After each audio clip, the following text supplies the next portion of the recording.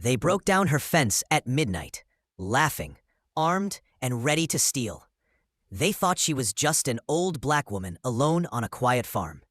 But when the first warning shot shattered the night sky from 300 yards out, they realized she wasn't the prey.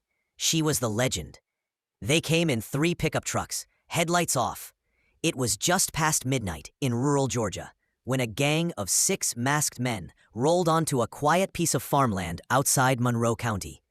Their target? An old barn rumored to store valuable equipment, and the isolated farmhouse behind it. They figured the owner, Mabel Carter, was just another frail black woman living alone. 82 years old, quiet, harmless. They were wrong. Born in 1943, Mabel Carter wasn't just any widow. She was U.S. Army Sergeant First Class, retired, and once known across 3 continents by a codename whispered with respect, Hawkeye. She'd served as a combat sniper in Vietnam, trained special ops in the Gulf, and once made a confirmed shot at 1,200 yards. But they didn't know that. All they saw was a silhouette on a porch swing. As they broke the lock on her barn and crept forward with crowbars, one man spotted something glint from the rooftop. Too late. Crack. The first warning shot split the antenna off their lead truck. Silence followed, then shouting. From her perch on the second-floor roof, Mabel lay prone with a custom-built 7.62 rifle, one she'd maintained herself for 40 years. A nightscope, suppressed barrel, and steady breathing.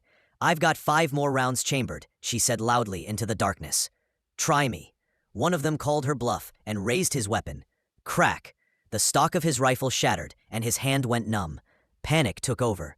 The men scrambled. Someone tried to run toward the house. Mabel switched positions without sound, and when her voice returned, it was closer. "You just stepped into my range." Police arrived 10 minutes later, called by a neighbor who heard gunfire but assumed it was training.